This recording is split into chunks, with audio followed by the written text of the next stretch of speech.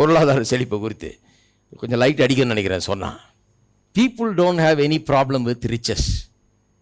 பொருளாதார செழிப்பை குறித்து ஜனங்களுக்கு எந்த பிரச்சனையும் கிடையாதுங்க. உண்மையாக பார்க்க போனால் எல்லாம் பாருங்கள், வீட்டுக்கு வீடு நல்ல வேலை தான் தேடிட்டு இருக்கிறாங்க.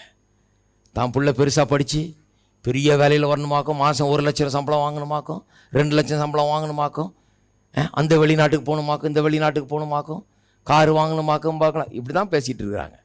யாருக்கும் செழிப்பை பற்றி ஐஸ்வர்யத்தை பற்றி எந்த பிரச்சனைன்றது நான் நம்ப மாட்டேன். எங்கேயும் அந்த பிரச்சனையே கிடையாது. கிறிஸ்தவர்களையும் சொல்கிறேன். ஹலோ, ஞாயிற்றுக்கிழமை கோயிலுக்கு வந்தால் வேறு மாதிரி பிஹேவ் பண்ணுற கிறிஸ்தவங்களையும் சொல்கிறேன் நான்.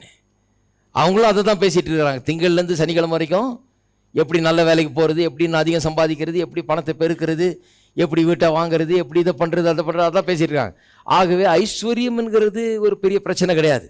அது எல்லாருமே அதை பெற வேணும்னு தான் விரும்புகிறாங்க. அதுக்காக முயற்சி பண்ணிகிட்டு இருக்கிறாங்க. வாழ்க்கையில் முன்னுக்கு வரணுன்றது தான் முயற்சி எடுத்துகிட்டு இருக்காங்க. அதில் சந்தேகமே வேண்டாம். இதில் நம்ம பொய்யை நம்பக்கூடாது. இது எல்லாருமே அதுக்கேற்ற முயற்சியில் தான் ஈடுபட்டுக்கிட்டு வர்றாங்க. அது ஒன்றும் பிரச்சனையே கிடையாது. என்ன பிரச்சனைன்னு சொல்கிறேன், கடவுள் ஐஸ்வர்யத்தை தர்றான்னு சொல்கிறத நம்புறது தான் உங்களுக்கு பிரச்சனை. கடவுளுக்கும் ஐஸ்வர்யத்துக்கும் சம்பந்தம் இருக்குதுன்னு சொல்லிட்டு நான் பிரச்சனை பண்ணுறேனே, அதுதான் உங்களுக்கு பிரச்சனை. வெளிச்சம் வந்திருக்குன்னு நினைக்கிறேன். ஐஸ்வர்யம் அவங்களுக்கு பிரச்சனை கிடையாது. ஐஸ்வர்யம் வேணுன்றாங்க. என்னை எதிர்க்கிறவர்கள் கூட ஐஸ்வர்யம் வேணும்னு தான் சொல்கிறாங்க. ஆனால் நான் ஐஸ்வர்யத்தையும் கடவுளையும் சம்பந்தப்படுத்துகிறேன் பாருங்க. கர்த்தரின் ஆசீர்வாதம் ஐஸ்வர்யத்தை தரும்னு சொல்கிறேன் பாருங்க. அது பிடிக்கல அவங்களுக்கு. அதே இருக்குது பைபிளில். அது இவர் தப்பாக சொல்கிறாராக்கும், இவருக்கு இதே வேற பிரசங்கமாக்கும், இவர் இதே செழிப்பதான் பிரசங்கம் பண்ணிட்டு இருக்காராக்கும். அவங்க செழிப்பு வேணான்னு சொல்லலை, அவங்களை தப்பாக நினைச்சிடாதீங்க. செழிப்பு வேணுன்றாங்க. கடவுளுக்கும் செழிப்புக்கும் சம்பந்தம் இருக்கிறது தான் நம்ம மறுக்கிறார்கள். ஹலோ, இருக்கிறீங்களா? பின்னால் இருக்கவங்க எப்படி? நான் சொல்லுகிறேன், கடவுளுக்கும் செழிப்புக்கும் சம்பந்தம் உண்டு. நித்திய சம்பந்தம் உண்டு. அதில் தான் உங்களுக்கு பிரச்சனை, வேற ஒன்றும் கிடையாது. அதில் தான் சண்டையே. அதில் தான் பிரச்சனை. வாங்க பிரதர், உங்கள் பையனுக்கு நான் வேற வேலை தேடி தரேன், 1 லட்ச ரூபா சம்பளம் தரேன், வேணான்னு சொல்ல மாட்டாங்க அவங்க. வேணும் பிரதர், எப்படியா சேர்த்து விடுங்க, அதுக்கு நான் ஒரு 5 லட்சம் செலவழிக்கிறனாலும் செலவழிக்கிறேன் பிரதர், எப்படியா சேர்த்து விட்டீங்கன்னா போதும், அவன் மேலே வந்துடுவான் பிரதர். அதை தான் சொல்லிட்டு இருக்கிறேன், பைபிள்னு சொல்லிட்டு இருக்கிறேன் நான். பைபிள்னு சொல்லாதீங்க பிரதர். கடவுளை ஏன் இதில் சம்மந்தப்படுத்துறீங்க? கடவுளுக்கும் இதுக்கும் இருக்கீங்களா? கடவுளை இதோட சம்மந்தப்படுத்தக்கூடாது அப்படின்னு நினைக்கிறாங்க. ஆனால் வேதத்தில் பார்த்தீங்கன்னா ஐஸ்வர்யத்தை எல்லாம் இந்த உலகத்தில் வைச்சதே அவர் தான், கொடுத்தது அவர் தான். ஆதாம் முதற்கொண்டு ஆபிரகாம், ஈசாக், யாக்கோபு, யோசேப்பு, இஸ்ரவேல் மக்கள்னு எல்லாருக்கும் ஐஸ்வர்யத்தை கொடுத்தது அவர் தான்.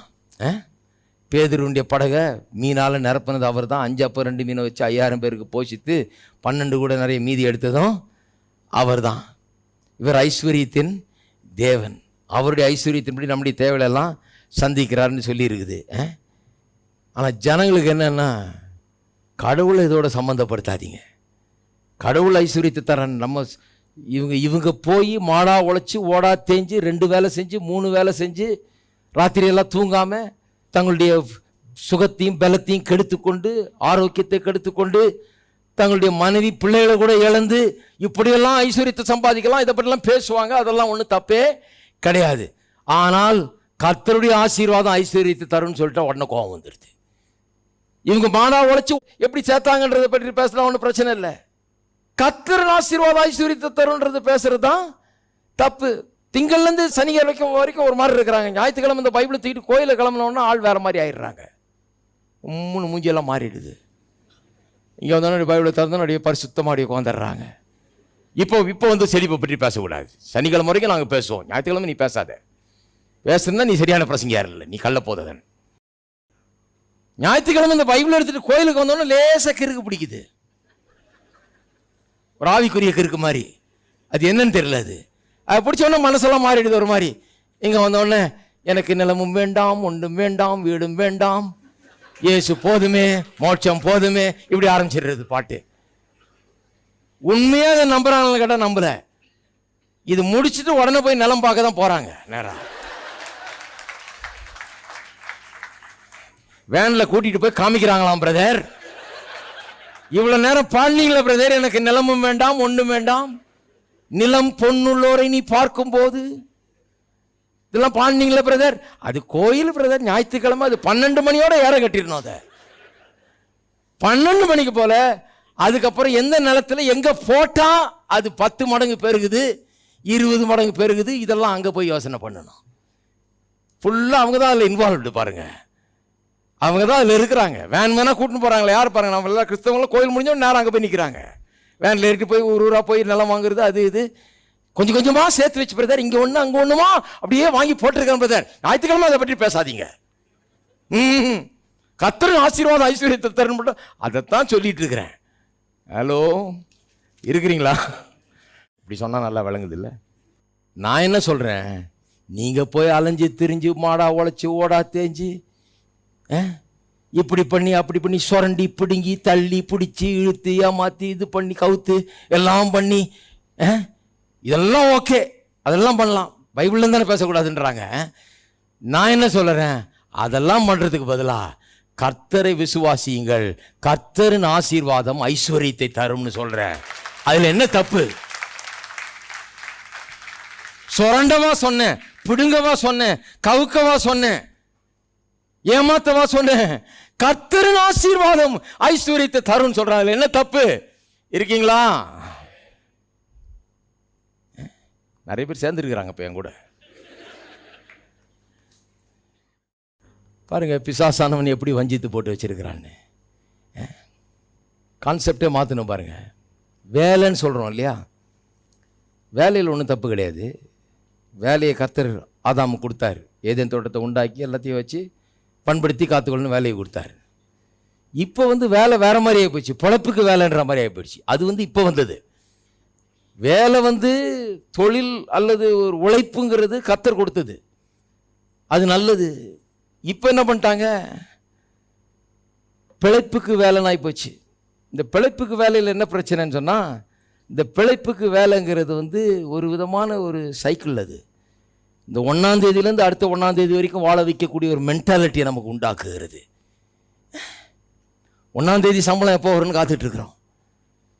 20ஆம் தேதி வந்தோடனே தர தட்டிடுது சொல்கிறாங்க இல்லையா, தர தட்டிடுது. அதுக்கப்புறம் ஒன்றும் இல்லை, தொட்டுக்க வலிச்சுக்க தான். அப்புறம் 1ஆம் தேதி சம்பளம் வந்தோடனே தான் அதுக்குள்ளே ஏற்கனவே கடன் ஆகிடுது. இப்படியே வாழ்கிறது ஒரு வாழ்க்கைங்கிறத பழக்க வழக்கமாக ஏற்படுத்தி வச்சுட்டு இதுதான் வாழ்க்கைங்கிற மாதிரி ஆயிடுச்சு. ஆனால் கர்த்தர் ஒருபோதும் பிழைப்புக்காக வேலையை தரவில்லை. ஆதாமுக்கு பிழைத்துக்கோன்னு சொல்லி வேலை தரல. ஏன்னா அவனுக்கு பிழைப்புக்கு வேலையே தேவையில்லை, அவனுக்கு வேண்டிய எல்லாம் இருந்தது ஏற்கனவே. அவன் சாப்பிட்றதுக்கு வேலை செய்யணுமா? அன்றைக்கி கிடையாது, எல்லாம் இருந்ததுங்க. 100 ஆயிரக்கணக்கான பழ வகைகள், மரம் செடி கொடிகள் எல்லாம் இருக்குது. அவனுக்கு உட்காந்து சாப்பிட்லாங்க, அவ்வளோ இருந்தது. ஆனால் வேலையை கொடுத்தார், பண்படுத்தி காத்துக்கொள்ளணும் வேலையை கொடுத்தார். அப்போ வேலை நல்லது, ஆனால் இந்த கான்செப்ட் தான் தப்பு. பிழைப்புக்காக வேலைங்கிறது தப்பு. அப்போ இந்த வேலைங்கிறது ஒரு வேலை கொடுங்க பிரதர், வேலை வேணும்னு சொல்கிறது என்னது, பிழைப்புக்கு வேலைன்னு ஆயிடுச்சு. ஆனால் கர்த்தர் அந்த கான்செப்டை உருவாக்கவே இல்லை. கர்த்தர் என்ன சொன்னார், உழைப்பு, வேலை செய்யினாரு. எதுக்கு உழைப்பு, எதுக்கு உழைக்க சொன்னார்? உனக்கு உள்ள இருக்கிற திறமைகள், ஆற்றல்கள், உனக்கு உள்ள இருக்கிற வரங்கள் எல்லாம் வெளியே கொண்டு வரும்படியாக வேலை. அதுக்கு தான் வேலை கொடுத்தார். அதன் மூலமாக ஒரு திருப்தி, அதன் மூலமாக ஒரு நிறைவு, ஒரு மகிழ்ச்சி, அதன் மூலமாக ஒரு பெரிய மேன்மை உனக்கு உண்டாக வேண்டும் என்று சொல்லி அதற்காக தான் வேலையை கொடுத்தார். அதனால தான் வேதம் சொல்லுது, a gift will make room for you before kings. உன்னுடைய வரம், உனக்குள்ள இருக்கிற அந்த கிஃப்ட், தாளந்துகள், இவைகள் வெளிப்படும் போது ராஜாக்களுக்கு முன்னால் உன்னை கொண்டு போய் நிறுத்தும். அப்ப கடவுளுடைய கான்செப்ட் படி நம்ம வேலை செய்யும் போது அது பிழைப்புக்காக வேலை இல்லை. இது 1ஆம் தேதியிலேருந்து 1ஆம் தேதி வாழ்ற வாழ்க்கை இல்லை. இது என்னுடைய உள்ளே புதைந்து கிடக்கிற எல்லா ஆற்றல்களையும் வெளியே கொண்டு வருகிற ஒரு ஆயுதமாக இந்த வேலை இருக்கிறது. இதில் கையிட்டு செய்யும் போது எனக்கு உள்ள இருக்கிறதெல்லாம் வெளியே வர ஆரம்பிக்கிறது. வெளியே வந்த உடனே அது எனக்கு ஒரு பெரிய உயர்வையும் மேன்மையும் மகிழ்ச்சியும் நிறைவையும் கொண்டு வருகிறது. இப்படிதான் நான் வாழணும்னு கடவுள் வச்சிருக்கிறார்.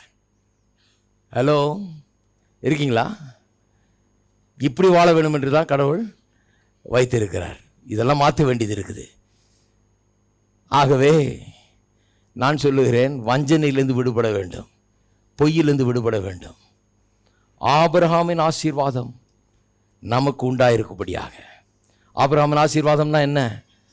அவனை ஆண்டவர் வெளியே வான்னு சொன்னோன்னு போன முதல் இடமே என்ன? பஞ்சம். போகிறான் ஒரு இடத்துக்கு, அங்கே போனால் பஞ்சம். ஆனால் பஞ்சம் பரவாயில்ல. ஏன்னு சொன்னால் இவன்கிட்ட இருக்கிற இந்த ஆசீர்வாதம் பஞ்சத்தை ஆசீர்வாதமாக மாற்றும். இருக்கீங்களா? லோத்துக்கு இவனுக்கு பிரச்சனை வந்துடுது. அவன் சொல்கிறான், லோத்துவை பார்த்து, நீ வலது பக்கம் போனால் நான் இடது பக்கம் போகிறேன், இடது பக்கம் போனால் நான் வலது, நீ சூஸ் பண்ணிக்கோ எந்த பக்கம் போகிறேன். ஏன்னா இவனுக்கு வந்து அவ்வளோ தன்னம்பிக்கை பாருங்க. நான் எந்த பக்கம் போனாலும் எனக்கு ஆசீர்வாதம் தான். ஏன்னா எனக்கு ஆசீர்வாதம் இருக்குது. நான் வனாந்தரத்தை கூட செழிப்பாக்க முடியும். அதனால நீ வந்து எங்கே செழிப்பா இருக்குன்னு பார்த்தா அதை எடுத்துக்கப்போ, நான் வந்து வனாந்தரத்தை பார்த்து எடுத்து அதை நான் செழிப்பாக்கிறேன் போடுறான். நீ எடுத்துக்கோ, எது வேணும் பெஸ்ட் நீ எடுத்துக்க. நான் வந்து ஒஸ்ட் எடுத்து பெஸ்ட் ஆக்கி காமிக்கிறேன். அதுதான் ஆசீர்வாதம். ஹலோ,